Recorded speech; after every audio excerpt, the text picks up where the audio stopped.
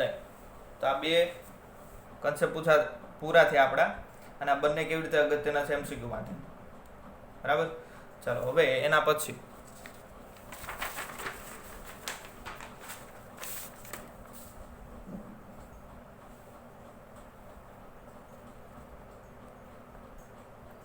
સ્થિતિમાનને વાત કરી. સ્થિતિમાનની પ્રશ્ન છે હવે કે બિંદુવત ધન વિદ્યુતભાર લઈએ.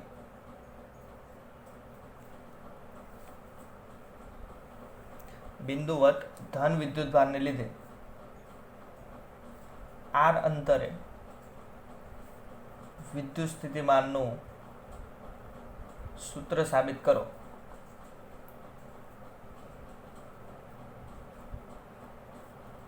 કે એક નાનો બિંદુવત વિદ્યુતભાર લઈ લઈએ અને એનાથી r અંતરે, સ્મોલ r અંતરે કેટલું વિદ્યુત સ્થિતિમાન ઉત્પન્ન થાય, v કેટલું થાય એનું સમીકરણ આપણે સાબિત કરવાનું છે.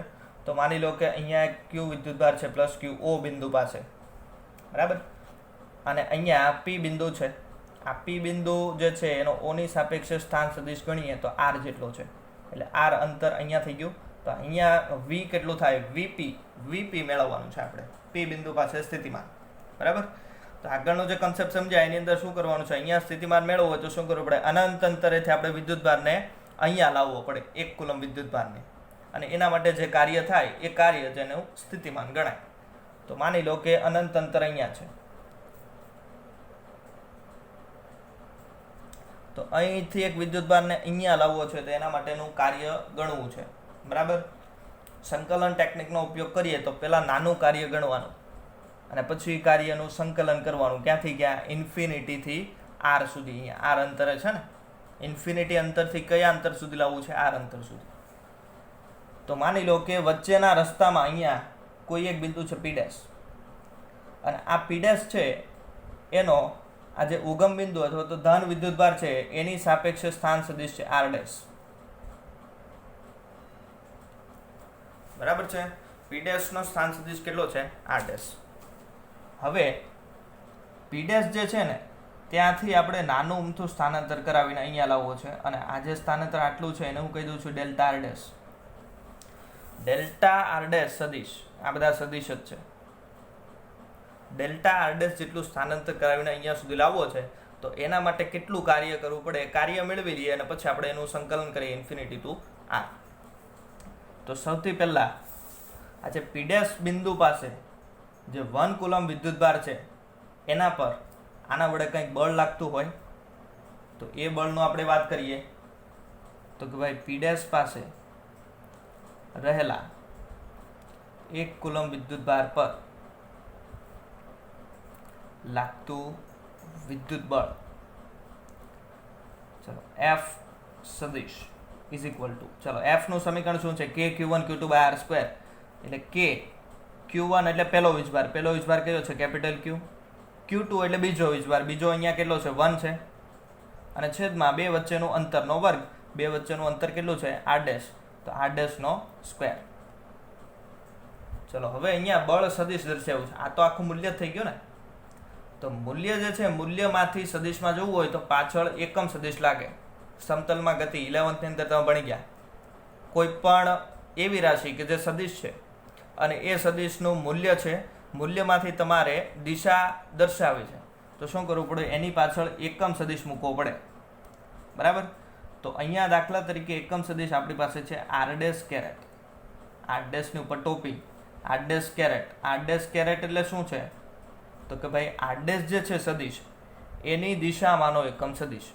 કારણ કે આ બળ કઈ દિશામાં લાગે છે, r' ની દિશામાં લાગે ને, આ દિશામાં લાગે છે ને. બરાબર.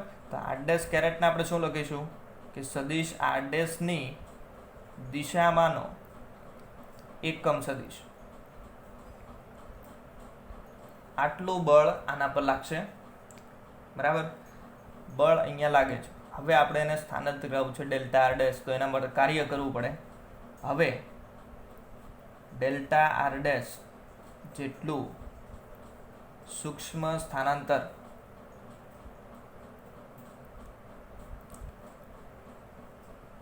કરવા માટે કરવું પડતું કાર્ય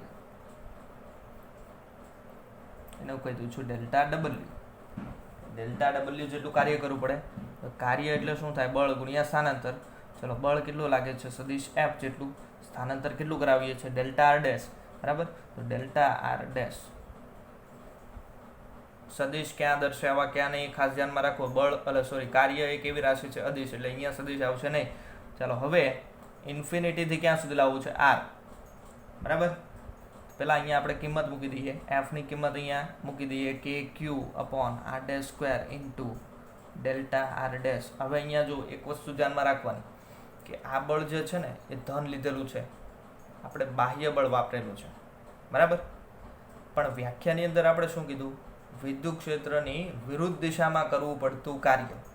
તો વિદ્યુત ક્ષેત્રની વિરુદ્ધ દિશામાં કાર્ય એટલે ઋણ ગણવાનું, એટલે બળ પણ ઋણ ગણવાનું. બરાબર. એટલે અહીંયા આપણે માઇનસ સાઇન વાપરીએ છીએ. માઇનસ સાઇન શું દર્શાવે છે? કે વિદ્યુત ક્ષેત્ર જે છે આ દિશામાં, તો એની વિરુદ્ધમાં આપણે લાવીએ છીએ, એટલે આપણે અહીંયા માઇનસ સાઇન વાપરી છે. એટલે અહીંયા પણ માઇનસ આવશે. બરાબર.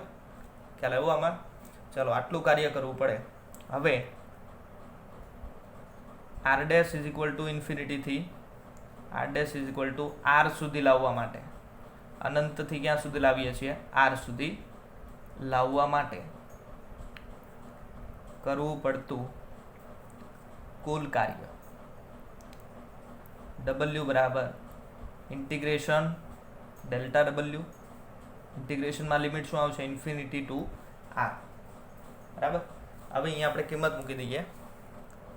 તો integration infinity to R delta ડબલ્યુની કિંમત આપણે અહીંથી મૂકી દઈએ. માઇનસને બહાર કાઢી લઈએ. કે Q upon R dash square into, હવે ડેલ્ટા છે, ડેલ્ટાની જગ્યાએ ઇન્ટિગ્રેશન કર્યું એટલે ડી પણ વાપરી શકાય. D R dash. બરાબર. પાર્શિયલ ઇન્ટિગ્રેશન કહેવાય. ઇઝ ઇક્વલ ટુ, ચલો, કે ક્યુ તો કેવા છે? અચળ છે, એનું મૂલ્ય બદલાતું નથી. સંકલનમાંથી બહાર કાઢી લઈએ. તો માઇનસ કે ક્યુ સંકલન infinity to R 1 upon R dash square into D R dash. Okay. ચલો, 1 અપોન આર ડેશ સ્ક્વેરનું આપણે સંકલન કરવાનું છે. સંકલન કરવું હોય તો પહેલાં આપણે એને અંશમાં લાવવા પડે.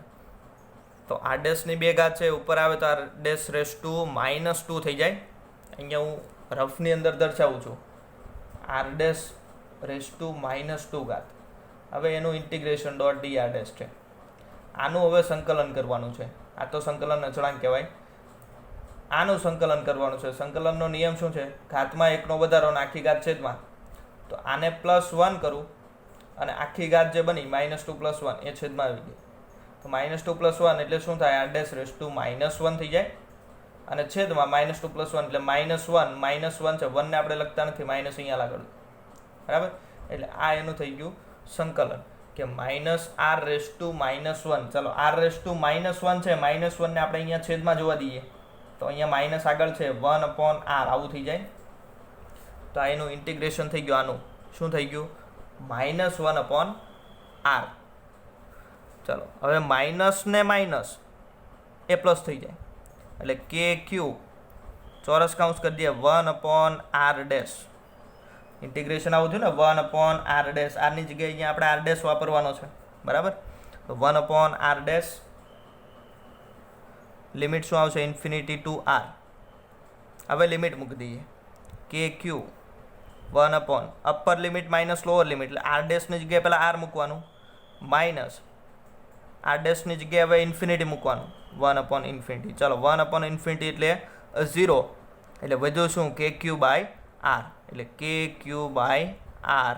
આ થઈ ગયું વીનું સમીકરણ, વિદ્યુત સ્થિતિમાનનું સમીકરણ.